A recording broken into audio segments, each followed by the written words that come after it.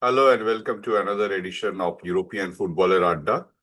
We have been counting down to the start of the World Cup 2026 with the group previews.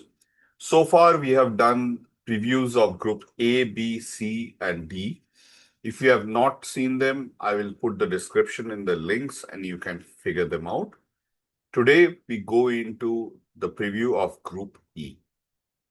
Group E consists of four nations spanning four continents, headlined by a perennial favorite and four-time champion team, along with a clutch of fascinating challengers.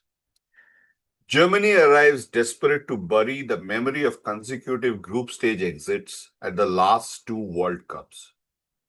Ecuador brings a brilliant young core built around the world's most expensive defensive midfielder, and Ivory Coast rides the wave of their dramatic 2023 Africa Cup of Nations triumph. And Curaçao, an island of just over 150,000 people, writes history simply by being there. The average FIFA group rank here is around 45, one giant, and a genuinely open scrap for the places behind. This is your complete Group E preview coming up. So let's dive in.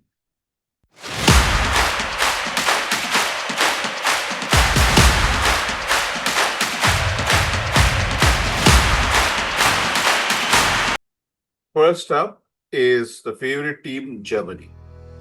Germany qualified as the group champions in the UEFA qualifiers and arrives as the favorite for the whole tournament, blending world-class youth with a hardened spine under manager Julian Nagelsmann. Key players include Jamal Musiala, the jewel in the attacking midfield, Florian Wirtz, the creator, Joshua Kimmich, who is the captain and the midfielder, and Kai Havertz, who leads the line.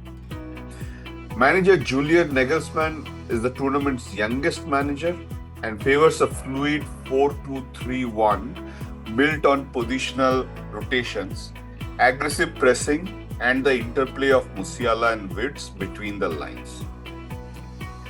This is probably the redemption mission for Germany after group stage exits in 2018 and 22. To remember, they won the Cup in 2014. So only a deep run will satisfy a proud footballing nation. Musiala and Wirtz are arguably the most exciting young attacking duo on the planet if both stays fit.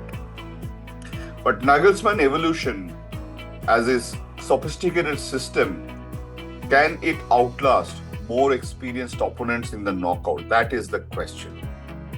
We fully expect Germany to top this group and not to have the misfortune that befell them in 2018 and 2022. They would definitely go into the quarterfinals, most likely the semi-final or even the final if Musiala and Wirtz catches fire together. The next team is Ecuador. Ecuador secured a direct CONMEBOL place with a disciplined qualifying campaign, arriving with one of the most promising young squads in South America. Moises Caicedo is the midfield anchor and the 100 million plus man. Ener Valencia is the captain and the talismanic striker, and Kenry Pez is a teenage playmaker. Piero Hincapié marshals the defense. Manager Sebastian Becaseke sets a high-energy 4-3-3 that presses hard, builds through Caicedo, and springs quick vertical attacks for Valencia and the wide men. Caicedo is a world-class destroyer who controls games from the deep. But Ecuador's all-time top scorer, Valencia, is chasing one more big tournament moment. This is also a golden generation that is rising, and Pez and friends could announce themselves on the world stage through this World Cup. We expect that this team will finish second, and with a possible run out of 16 is probable. It can even go on to the quarterfinal if Caicedo dominates and the youngsters deliver. The third team is Ivory Coast or Côte d'Ivoire. Ivory Coast qualified through the CAF path, riding the belief of their stunning 2023 Africa Cup of Nations win on home soil with a squad full of European-based quality. Key players includes Franck Kessie, midfield powerhouse and the captain, Sebastian Haller, who is a striker, and Simon Adingra, the winger. Amad Diallo also adds flair from the wide. Manager Emerse Faye trusts an athletic 4-3-3 that defends compactly, dominates physically in the midfield, and uses the pace of Adingra and Diallo to stretch defenses. They come with the AFCON champions swagger, that is the spirit of their 2023 triumph, may infuse them to perform even better at the biggest stage. Haller is an inspirational story where he has battled cancer, leading the line at a World Cup finals. Adingra and Diallo has the pace to hurt anyone, and they give Ivory Coast a genuine counter-attacking threat. We expect them to finish as third, and group stage they will qualify as one of the best placed third teams, and they have a real shot at the last 16. The last team here is Curaçao.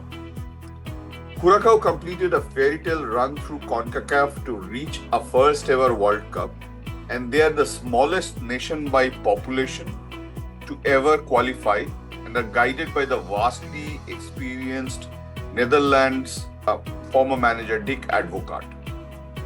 Key players includes Leandro Bacuna, the midfield and captain, Tahith Chong, the winger, Juninho Bacuna, the midfielder, and Eloy Room, who provides experience in the goal.